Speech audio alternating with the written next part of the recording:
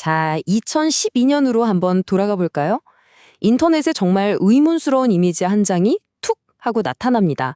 이게 바로 인터넷 역사상 가장 거대하고 오랫동안 풀리지 않은 미스테리, 시카다 3301의 시작이었죠. 지금부터 그 엄청난 이야기 속으로 한번 들어가 보겠습니다. 모든 건 바로 이 메시지에서 시작됐어요. 3301이라는 닉네임을 쓰는 누군가가 익명 커뮤니티, 바로 그 유명한 4챈에 이걸 올린 거죠. 메시지 자체는 뭐 간단해 보이죠? 하지만 그 안에 담긴 도전은 절대 간단하지 않았습니다. 당연히 이걸 본 사람들 대부분은 에이 또 웬 장난이야? 아니면 무슨 광고겠지? 하고 그냥 넘겼어요. 그런데 말이죠. 정말 소수의 몇몇 사람들이 이거 좀 이상한데? 하면서 진지하게 파고들기 시작한 겁니다. 그리고 바로 그들이 이 거대한 미스터리의 문을 활짝 열게 된 거죠. 자, 그럼 그 사람들이 뛰어든 암호의 세계, 그 토끼굴 속으로 우리도 한번 따라가 보죠. 이게요, 그냥 이미지 한 장에서 시작해서 전 세계를 무대로 한 거대한 퍼즐로 번져나가거든요. 처음 발견된 단서는 진짜 영화 같았어요.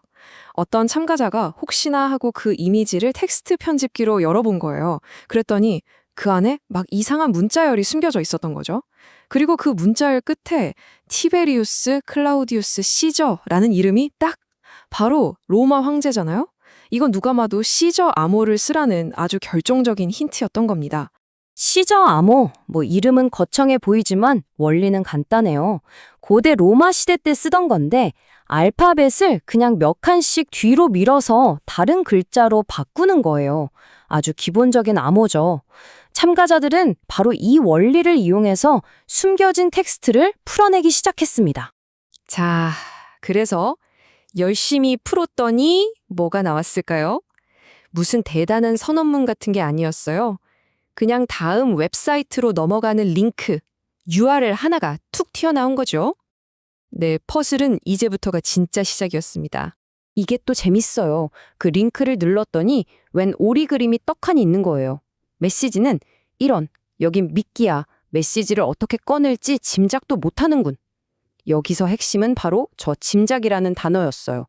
이게 그냥 비꼬는 말이 아니라 이미지 속의 데이터를 숨기는 아웃게스라는 프로그램을 사용하라는 아주 교묘하고 똑똑한 힌트였던 거죠. 그래서 참가자들이 바로 그 아웃게스라는 프로그램으로 오리 이미지를 분석했더니 그 안에서 새로운 단서들이 막 쏟아져 나온 겁니다. 무슨 숫자 목록도 있고 새로운 웹사이트 주소도 있고 심지어 마비노기온이라는 고대 웨일스 신화집을 찾아보라는 북코드까지 있었어요. 이건 암호 해독 능력뿐만 아니라 인문학적 소양까지 테스트하는 거죠. 진짜 놀라운 건 이제부터예요. 참가자들이 그 마비노기온이라는 책에서 지시한 대로 숫자 단서들을 하나씩 맞춰보니까 뭐가 나왔게요? 바로 미국에서 실제로 통화가 되는 전화번호 하나가 딱 만들어진 겁니다. 디지털 세계의 퍼즐이 처음으로 현실 세계와 딱 연결되는 정말 소름 돋는 순간이었죠. 자, 그래서 그 번호로 전화를 걸었더니 자동응답 메시지가 흘러나오면서 새로운 과제를 던져줍니다. 이때부터는 정말 시간과의 싸움이 시작된 거죠. 다음 퍼즐은 진짜 기발하다는 말밖에는 안 나와요. 해결사들은 맨 처음에 봤던 그 이미지, 바로 그 이미지로 다시 돌아가야 했어요. 왜냐? 그 이미지 크기 자체에 단서가 있었거든요. 가로 509픽셀, 세로 503픽셀. 이 숫자들 그냥 보면 아무 의미 없어 보이지만 사실 둘 다 1과 자기 자신으로만 나눠지는 소수였던 겁니다. 이걸 알아채는 수학적 통찰력이 필요했던 거죠. 그래서 이 두 소수에다가 3301을 곱하니까 놀랍게도 새로운 웹사이트 주소가 완성됐습니다. 대단하죠? 그렇게 힘들게 계산해서 들어간 웹사이트에는 뭐가 있었을까요? 매미 그림 한 장이랑 째깍째깍 돌아가는 카운트다운 타이머가 있었어요. 이게 참가자들한테는 엄청난 압박감을 주면서도 한편으로는 좀 뒤처진 사람들이 따라잡을 수 있게 시간을 벌어주는 아주 절묘한 장치였던 셈이죠. 자, 여러분, 이제 이 미스터리가 완전히 새로운 국면으로 접어듭니다. 바로 결정적인 전환점이죠. 퍼즐이 더 이상 인터넷, 그 가상 공간에만 머무르지 않고 우리가 발딛고 사는 바로 이 현실 세계로 무대를 옮깁니다. 모두가 숨죽여 지켜보던 카운트다운이 마침내 0이 되는 순간 화면에 14개의 GPS 좌표가 쫙 떴습니다. 전 세계 곳곳을 가리키는 위치 정보였죠. 리스트를 보니까 정말 대단했어요. 폴란드 바르샤바, 프랑스 파리, 미국 시애틀, 그리고 놀랍게도 대한민국 서울도 포함되어 있었습니다. 이게 뭘 의미하겠어요? 시카다 3301이 그냥 몇몇이서 하는 장난이 아니라 전 세계적으로 조직된 어마어마한 규모의 이벤트라는 걸 제대로 보여준 거죠. 그리고 실제로 그 좌표가 가리키는 곳으로 달려간 사람들이 있었어요. 가보니 정말 가로등 같은 곳에 매미 그림이 그려진 포스터가 떡하니 붙어 있었던 거죠. 그리고 그 포스터에는 다음 단계로 넘어갈 수 있는 열쇠, 바로 QR코드가 찍혀 있었습니다. 자, 이제 현실 세계에서 단서를 찾았으니 다시 온라인으로 돌아갈 시간입니다. 근데 이번에 QR코드가 이끈 곳은 우리가 아는 일반적인 인터넷이 아니었어요. 훨씬 더 깊고 어두운 곳이었죠. QR코드를 찍었더니 일반 브라우저로는 들어갈 수 없는 다크웹 주소가 나왔습니다. 다크웹은 아시는 분들도 있겠지만 토러 같은 특수한 브라우저를 써야만 접속할 수 있는 익명의 인터넷 공간이에요. 그러니까 이 마지막 관문을 통과하려면 상당한 수준의 컴퓨터 지식과 기술이 꼭 필요했던 겁니다. 그렇게 모든 관문을 뚫고 최종 목적지에 도착한 정말 몇 안 되는 사람들.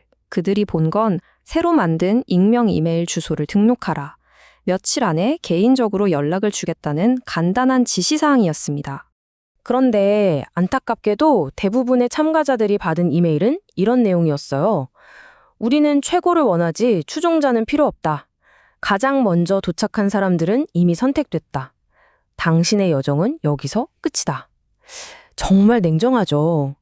그냥 퍼즐을 잘 푸는 것만으로는 안 됐던 거예요.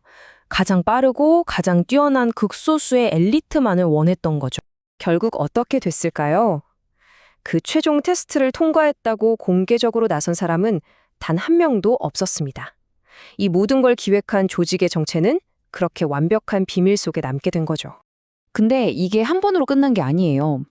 첫 퍼즐이 나오고 정확히 1년 뒤인 2013년 1월에 두 번째 퍼즐이, 그리고 또 1년 뒤 2014년 1월에 세 번째 퍼즐이 똑같은 방식으로 등장했습니다. 거의 연례 행사처럼요. 그런데 2014년을 마지막으로 갑자기 아무런 예고도 없이 모든 활동이 또 끊깁니다. 그리고 그 침묵은 지금까지도 계속되고 있어요. 도대체 그들의 정체는 뭘까요? 대체 왜 이런 일을 벌인 걸까요? 지금까지 나온 여러 가설들이 있는데요. 가장 유력한 건 MI6나 CIA 같은 정부 정보기관에서 최고의 사이버 인재를 뽑으려고 만든 비공식 테스트라는 설이에요. 퍼즐의 난이도를 보면 충분히 그럴듯하죠. 아니면 비슷한 목적을 가진 어떤 비밀걸사 단체일 수도 있고요. 또 비트코인처럼 암호 기술을 기반으로 한 새로운 시스템을 개발하려는 팀이라는 추측도 있습니다. 물론 이 모든 게 그냥 전례 없이 정교하고 거대한 인터넷 정난일 가능성도 완전히 배제할 순 없겠죠. 2014년 이후 기나긴 침묵이 흐르는 지금 시카다 3301은 인터넷 역사상 가장 흥미롭고 미스테리한 사건으로 남아 있습니다. 과연 그들은 누구였을까요? 그리고 가장 큰 질문은 이거겠죠. 그들은 과연 다시 돌아올까요? 어쩌면 바로 내일 새로운 퍼즐이 우리 앞에 나타날지도 모르는 일입니다.